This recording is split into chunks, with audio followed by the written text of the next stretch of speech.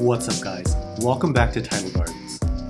If you can believe it, this past couple weeks is the first time that I've ever used ozone on any of my Reef Aquarium systems.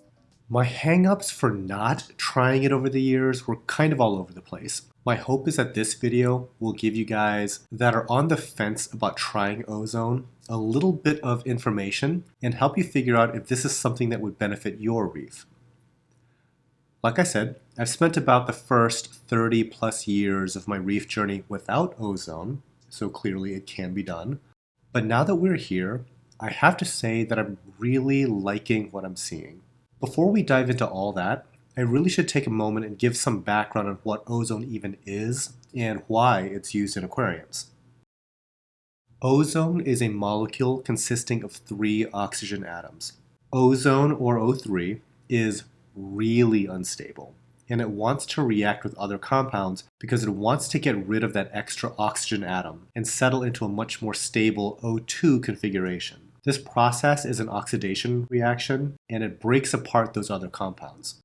So what are the benefits of unleashing this ultra unstable molecule into your reef tank? The most visible benefit of ozone is that it breaks down tannins in the water. Tannins are what gives your water that yellowish look. In a normal reef aquarium with lights, yellowing from tannins is not really super obvious unless your tank is really dirty, but you can see it if you siphon some of your tank water into a white bucket and look top down into it. Compared to, say, RO water that's super clear, most aquarium water has this yellow cast from those tannins. Ozone breaks those down to restore much of that clarity, and once that ozone system gets dialed in, your tank gets so clear that the water practically sparkles and the fish have this floating in air look. This effect is especially noticeable in larger aquariums where the turbidity of the water is much more noticeable. When you see a large, ultra clear tank that's been polished up with ozone, it is very impressive. The second benefit relates to the clarity of the water, and that is the amount of light that the tank receives. It's pretty straightforward. Clearer water allows more light through to the bottom. So if you were struggling to increase PAR, clearing up the water column will eke out a little more performance from your existing lighting setup. The third benefit is ozone breaks down the compounds responsible for foul odors associated with the aquarium, especially those coming out of a protein skimmer. To be honest, I never really noticed those odors so much here, but there are plenty of hobbyists with disapproving significant others as a result of the odors coming from their tanks. So this is an area that ozone could help with. Fourth, ozone breaks down compounds that corals and inverts use to combat one another. This is one of those things that I've seen referenced in plenty of literature on the subject, but I haven't yet seen it in my short time experimenting with ozone. This could be a really big deal, especially in the coral farming setting, where a large system contains a variety of corals. I've always had like this inkling in the back of my head that in these diverse coral farming systems, or even in really large mixed reefs, they could be suffering from this kind of chemical warfare. The chemicals may not outright kill neighboring corals, but it is possible that this warfare could be affecting their growth rate, their coloration, or just overall health, and thus leading to weaknesses or susceptibility to diseases, things like that. There's one other benefit that I see mentioned online, but I don't think it's particularly valid or relevant, and that is that it acts as a sterilizer.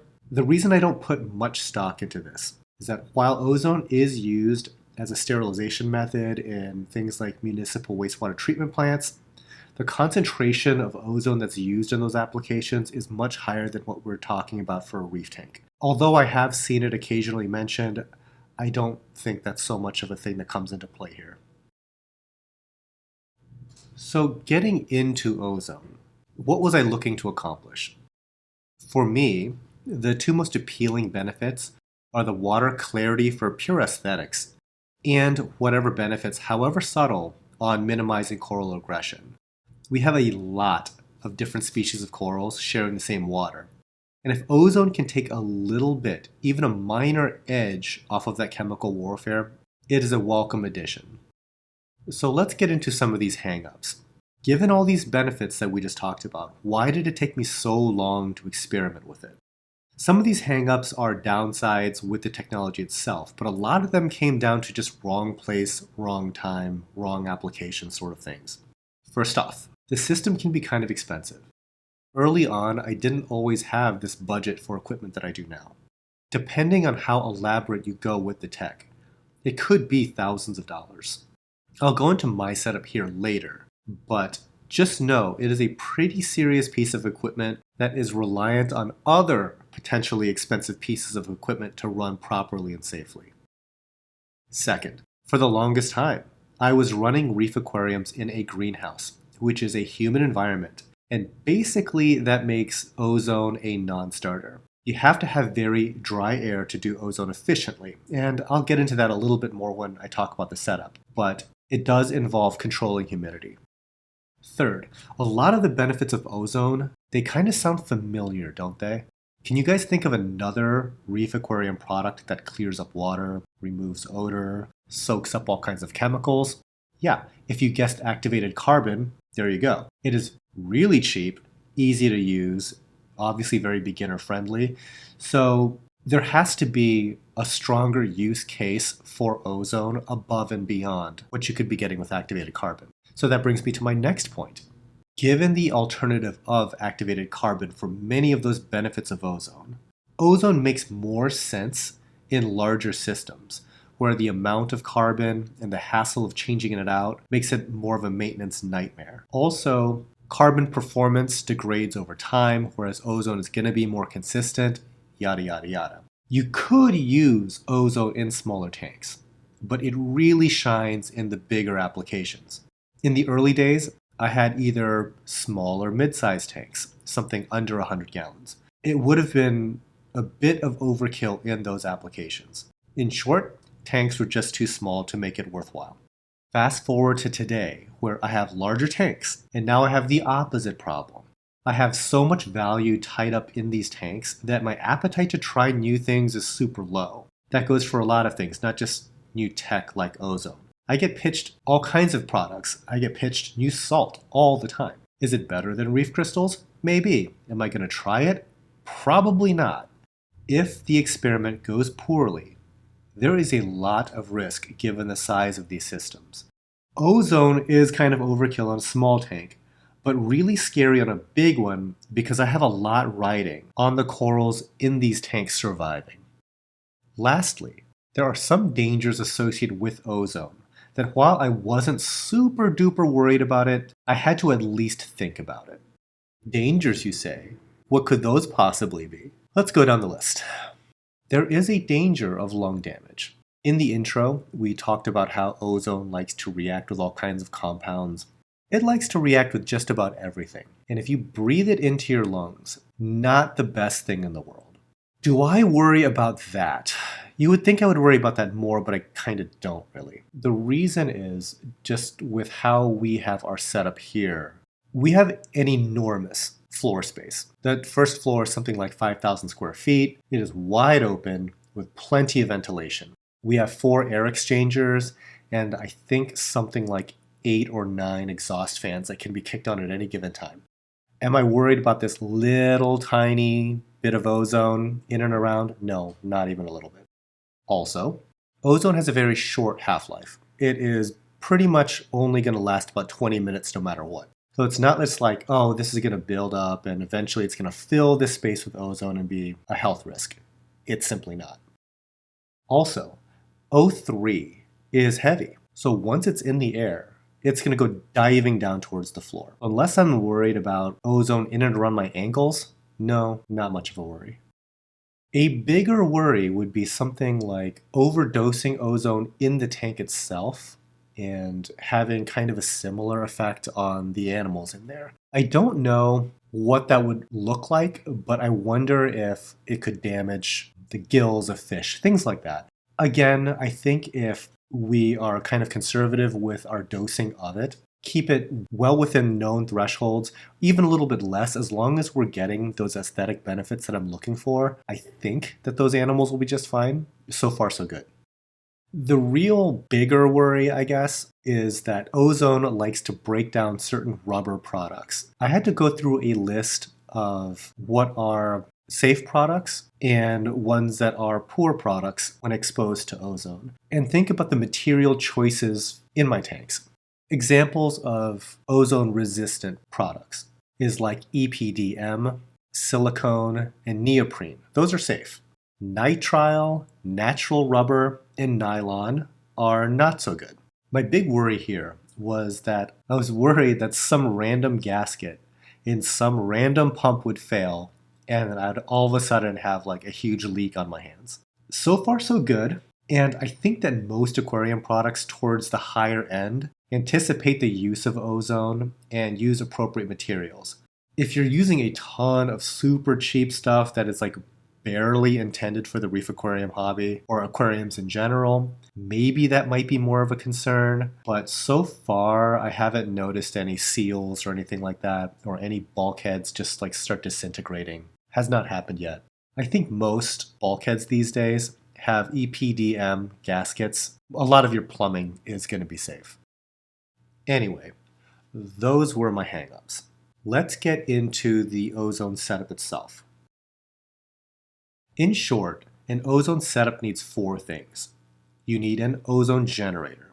You need some control of the humidity going into the unit. You need some type of control and monitoring. And you need some kind of reaction chamber. Usually what people do is they'll either have a standalone reactor or they will plumb it directly into their protein skimmer. Let's talk about these different things. The ozone generator itself, this unit is from Ozotech. It is what's called a corona discharge. It basically sends a little bit of a spark through the air. That spark breaks up the oxygen, and as the oxygen recombines, sometimes it recombines as O2, and sometimes it recombines as O3. And that's really how you're generating ozone. It's by constantly sparking up the air in the unit, and as it forms ozone, you are then sucking it into the reaction chamber, and that is what is doing all the work. Now, right before the ozone generator, you will likely need some kind of air dryer. The most common form of it is just some kind of silica desiccant. And the nice thing about silica desiccant is you can use it over and over and over again. Because as it soaks up moisture from the air, it'll color change from blue to pink, usually. Once it's all pink, you can take the entire thing, spread it out over a cookie tray, and then bake it in the oven to evaporate all that water. And then now you have fresh media that you can now use again to suck out the humidity before it gets to your ozone generator. Now, we have a fancier unit that is the oven in and of itself. So it actually has a dual stage thing where it has 2 containers of desiccant in there. And what it'll do is while one is being used, it will heat up the other one and dry it up. After a while, it'll switch over and start to dry up the one that was in use. So it kind of goes back and forth, so you always get nice desiccant activity. Moving on. The control system. The way that you use an ozone generator is you typically don't let it just run. You're looking for a target ORP reading. ORP stands for oxidative reductive potential. It loosely translates to the reactivity of your water. It's a kind of a measurement, let's say, of your water's cleanliness. Ozone introduction will increase the oxidative reductive potential in the water.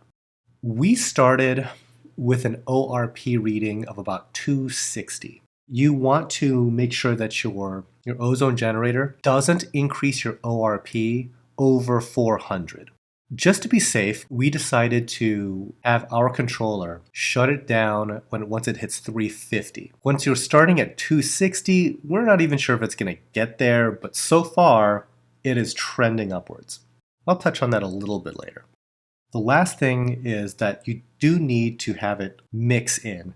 Most people use a protein skimmer, and it's kind of for 2 reasons, really. One is the ozone generator doesn't pump ozone out. You need to actively suck air through the unit. Kind of the best way to do that is to hook it to the venturi input of a skimmer that's sucking in air for the skimmer. And in doing so, you're bringing ozone into the skimmer, and the skimmer itself is a great reaction chamber. Lastly, this isn't officially part of what I would consider like the core ozone system, but we have a lot of water. We struggled for a long time with very high relative humidity in the building, 60, 80% on a bad day. So we purchased 2 commercial dehumidifier units. They are 195 pint per day units. Nowadays, we're able to keep our relative humidity down around 45%, which is kind of crazy dry considering that there's basically an indoor swimming pool here. That, coupled with the air dryer, keeps the ozone generator working at peak performance. A couple of other things that some people like to do in their setups. Not necessarily required, but it could help. And it's really more for those that are kind of concerned about ozone leaving the system and becoming a health risk. Not everybody has huge wide open spaces with tons of air exchange. If you're talking about like a basement where your whole thing is in a closet or something like that, you might want to take other precautions to make sure all of that ozone is eaten up so it's not just atmospheric down in your space. So what some people do is they have like some kind of activated carbon on the lid of the skimmer. As the air flows through your skimmer, most of that air gets pushed out the top of the lid. Having activated carbon up top will pretty much instantly remove all of that stuff. The other thing that people often do is they have a UV sterilizer near the output of the protein skimmer, so the water coming out of the skimmer. If you send that water then through a UV sterilizer, UV pretty much completely supercharges and eradicates ozone. If you can think of it kind of like how the ozone layer works, the ozone layer stops a lot of UV radiation hitting us because that ozone really wants to soak up and break down, specifically UV radiation. Similar thing happens in the output of a protein skimmer. If you can send that water through a UV sterilizer, that'll pretty much remove all of that. So that isolates the ozone activity within just the protein skimmer. I mentioned how we have our setup. We essentially have this Neptune Apex monitoring ORP, and we have it to turn on the ozone generator at 300 ORP and turn off at 350. Some recommend closer to 375, just as long as it's under 400. But I'm factoring the possibility that the probe itself could be off, and I would rather miss low than miss high. Considering that I'm already seeing some really positive benefits, I don't know if I really need to even climb much higher than that shutoff point of 350. We haven't hit it yet. I think the highest, as of at least this recording, we've gotten to 330. And if you look at our graph here, you can see how we started at about 260, and you can see the trend as it climbs over the course of about a couple of weeks. If you're wondering what these dips are, they are from feeding. Whenever we feed our tanks, it soaks up, for lack of a better word, a lot of that ORP. Because if ORP is a general measurement of water cleanliness, dumping in seafood, not that clean, it turns out. But the overall trend is that ORP is steadily climbing, and it'll be interesting to see if this ozone generator unit can hit our target for 350. Because this is the smallest aquarium unit that Ozotech makes, and we are running it on a 2,500 gallon commercial system. That is insane if it's actually able to reach that, because at that point, I mean, unless you're literally one of like 5 to 10 customers in America, you don't need the larger unit. They do make a larger unit that is double the capacity, but geez, I can literally imagine only a handful of customers needing that for a home aquarium. Just saying. When we initially installed it, we didn't really know what to expect. We didn't know if ORP would instantly jump up. So the unit has a dial on it that goes from 0 to 10. We started off at about a 5. We did notice that it was climbing, but every day we dialed it up an additional 2 points until we got to the full output of 10. And we've been running it consistently at 10 this whole time. Yeah, we'll see if we do updates down the road as to how ozone is going for us. The initial reaction to this, I'm very happy with it. I liked it so much that I'm asking Ozotech and Neptune for quotes on more units so that I can add them to other systems that we have here. I'm curious to see that as we approach our target of 350 ORP, if things will get even clearer.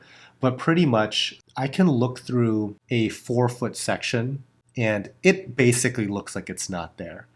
Now, when I look down the length of a 10-foot tank, I can definitely see there's still a little bit of haze, but I can see details on rocks and on pumps sitting at the opposite end of a 10-foot body of water, which is still really, really good. But again, I'm hoping to see insane clarity across that distance. That does it from here.